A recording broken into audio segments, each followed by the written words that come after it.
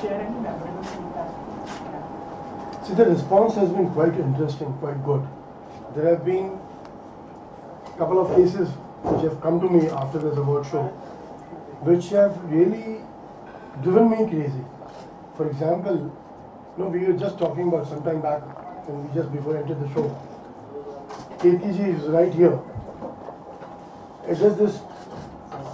There's somebody down in the north who has been living with this problem over the last about 42 years now. People have discarded her from society.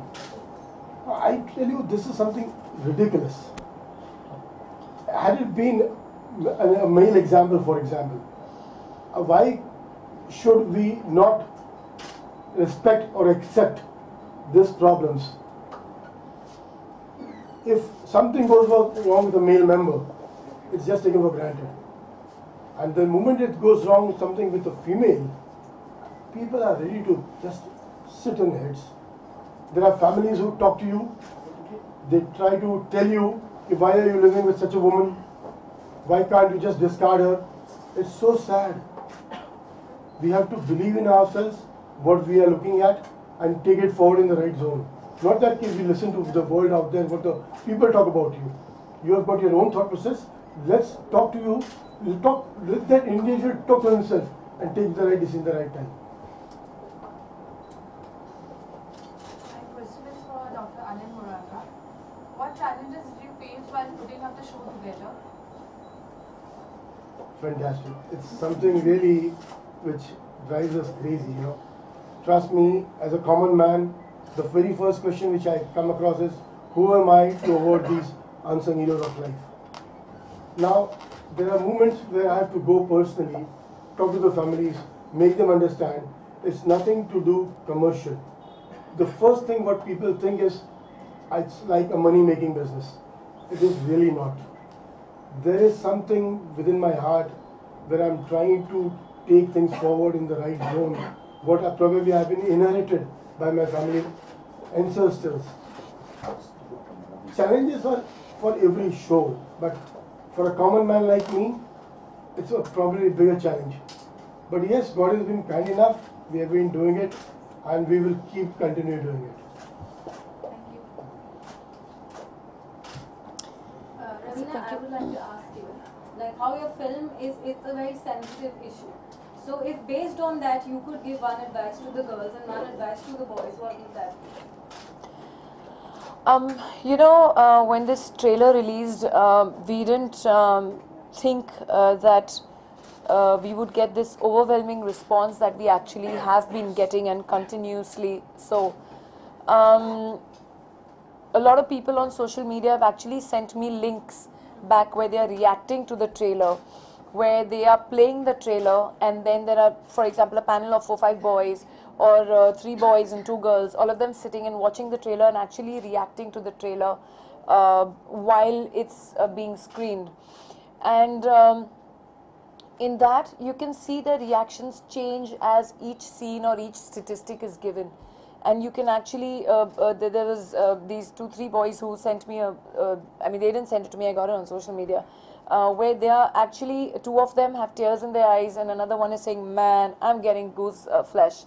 And literally, you can see uske rongte khade ho rahe, and he's like, oh my God. And the message that is going across is, fortunately for us, that somewhere it is touching the hearts of the young people, of the youth of our country, and they are reacting to that. They have started discussion. They're talking about it. I don't say that this one film is going to change the way our society thinks, but it is a move in the right direction, where we need to now stop sugarcoating things and actually bringing out the hard facts for people to see that this is what is happening, and when are we actually going to wake up. Because year by year, annually, the statistics only seem to be going up by thousands, and probably only in one state. We don't know in the whole country. We've not yet mapped out the statistics yet. But besides these reactions that we're getting, what we are liking is that a debate or discussion has started. My message basically to these guys, even in the film, we don't show a solution, honestly. In fact, we tell people that, this is just fiction, this is just a story. But tomorrow it can become someone's reality.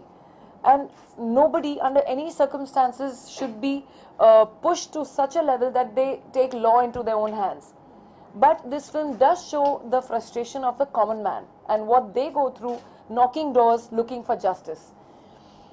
The thing that I tell boys and I tell girls, the message that I would like to give is that even for boys, within yourself you start becoming conscious and concerned about the safety of women around you. Whether it is in your workplace, it is in your colleges, it is in your classroom. You have to start thinking that the woman or the girl sitting next to me is somebody's daughter, is somebody's sister, can be somebody's wife, can be somebody's mother next.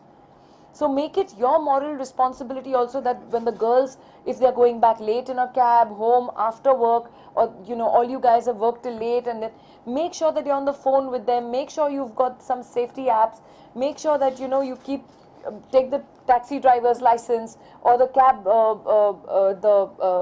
plate, the number plate number, or for example, there are so many people I know, they always take even the phone number or the mobile number of the cab driver and ring him back to see that it is the same thing. So these are few safety things which I think even boys should help our girls out in the workplace. Make sure that your friend has reached safely home. For the girls, I tell them it's very easy to just blame our atmosphere which is happening now, whether it's the political leaders or religious leaders who are, instead of progressing, somewhere regressing and making these ridiculous statements about why is she wearing jeans and why is she wearing a skirt and why should she do this and why was she playing badminton at 9:30 in the night. I mean, these ridiculous statements you hear. But besides only blaming the men or the lawmakers or whatever, somewhere along we also have to take responsibility for the upbringing of our children, our sons, our brothers, and the men at in our homes. We are mothers. We will become, a lot of you are very young here, and tomorrow you might become mothers. So bring up your children, teaching them compassion, love, and to protect the weaker. And I'm not only saying that women are only the weaker things. It could be anything, whether it's love for pets, it's love for, it starts from there. Hardened statistics say that the most hardened criminals start off when they're very young. They start off with throwing a puppy off the building or burning it alive or breaking a pigeon's leg. That starts off with psychologically, it proves that this person is taking pleasure in another living being's suffering. So when that psychologically sits in, statistics have said that these guys grow up into becoming the most hardened criminals. So as mothers as well, we have that moral responsibility to teach our sons or probably younger brothers or the men in our house that the girl next to you, the woman next to you, or the weaker person next to you, try and protect, be concerned, and give that respect. So this is a message that needs to go out, and somewhere, if we want a change in society, if we want the way our world to be, that's when we have to start doing it ourselves instead of constantly blaming everybody and everything around us. So somewhere it should start in our homes. We also have a moral responsibility to change the society to become to what we want it to be. So I think it's a message for the boys and the girls.